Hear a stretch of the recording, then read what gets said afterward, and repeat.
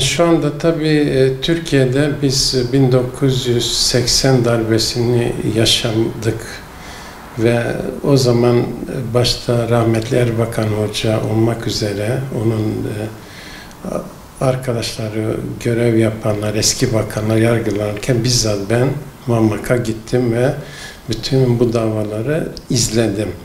12 Eylül'ü doğuran asıl neden Kudüs mitingi oldu.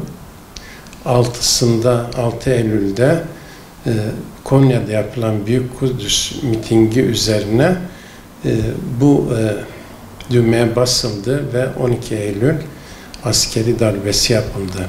Bu askeri darbenin sonuçlarına baktığınız zaman arkasında Amerika Birleşik Devletleri yönetiminin olduğunu çok sarih bir şekilde görmek mümkündür. Çünkü daha sonra yapılan açıklamalarda o zamanki Amerika Başkanı'na briefing verildiği zaman işte Türkiye'de darbe yapıldı denildiğinde hiç merak etmeyin, o darbe bizim kontrolümüz altındadır ve darbeyi yapanlar bizim çocuklar şeklinde bir demeç veriliyor. Bu da Türkiye'nin nasıl Amerika'nın dominantında olduğunu ortaya çıkarıyor ve özellikle Türkiye'nin kendi ayakları üzerinde durması ve İslam coğrafyasında biliyorsunuz 12 Eylül öncesi yaşanan hareketler ve Müslümanların yeniden bir araya gelme durumu söz konusu olunca bunlar telaşa kapıldı bütün Batılılar. 80 öncesi biliyorsunuz Araplara karşı şey vardı. Daha sonra Müslümanlara karşı bir düşmanlık oluştu bu 12 Eylül'den sonra.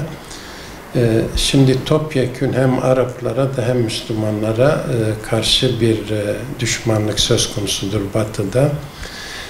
12 Eylül'ü doğuran sebeplerin aynısı ne yazık ki 28 Şubat'ta da uç verdi. 28 Şubat'ı doğuran ana nedenlerin başında da yine Amerika Birleşik Devletleri Batı'nın etkisini görmek mümkündür. Ben o dönem Refah Partisi MKK üyesiydim ve birebir yaşadık o konuyu.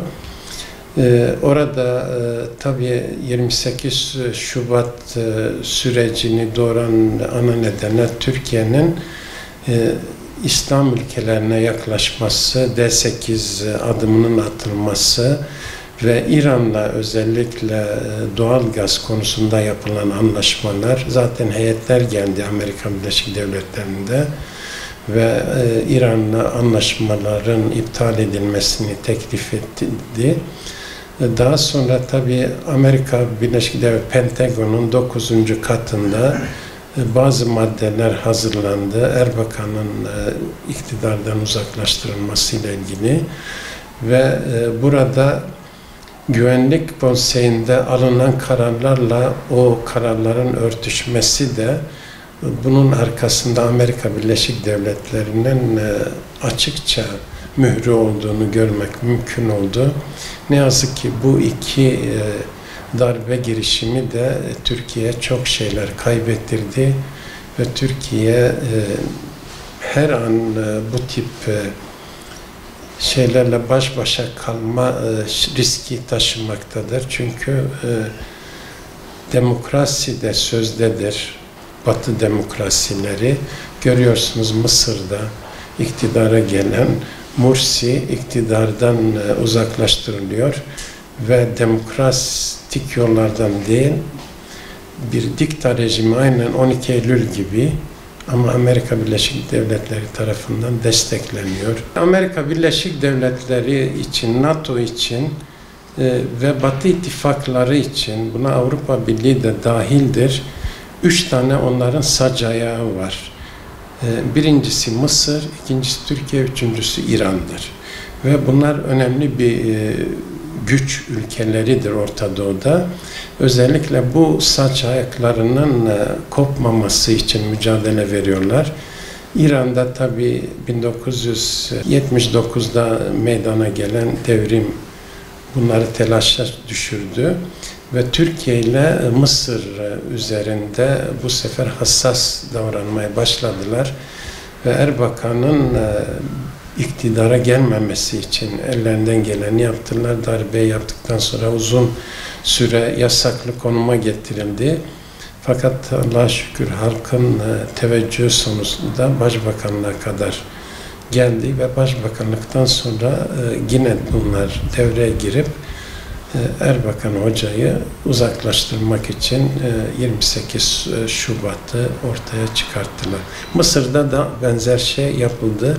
Tek farkla İran'da da denendi birkaç kere fakat 40 yıldır yaklaşık 80'den beri bunda muvaffak olamadılar. İnsanlarımız artık Batı'nın gerçek yüzünü görmesi gerekiyor. Doğu Akdeniz'de yaşanan gelişmeler olsun, Orta Doğu'da yaşanan gelişmeler olsun, Afganistan'da yaşanan gelişmeler olsun, Körfez'de yaşanan gelişmeler olsun. Artık teyakkuz içerisinde olmamız lazım. Bizden başka, Müslümandan başka dostunun olmayacağını görmemiz lazım. Kendilerine yakın yöneticileri iktidara getirerek bu perde gerisinden İslam coğrafyasını hala idare etmeye çalışıyorlar. Bakınız Afganistan'da 20 yıla yakın bir iç savaş söz konusudur. Ve en büyük düşman olarak Taliban'ı görüyordu Amerika Birleşik Devletleri. Katar'ın Doha başkentinde en sonunda Taliban'la masaya oturdu. Terörist olarak gördü. Onlara göre teröristin kimin olup olmayacağını bir türlü karar veremiyorlar. Çünkü kendileri politikalarına uygun terörist tanım yapıyorlar. Eski Dışişleri Bakanı Kissinger'ın bir sözü var. Diyor ki Amerika Birleşik Devletleri için ebedi dost ve ebedi düşman yok. Sadece Amerika'nın kendi menfaat ve çıkarları doğrultusunda ilişkiler mevcuttur. Bunu da Amerika Birleşik Devletleri bu politikalarıyla son yıllarda maalesef bunu uyguluyor.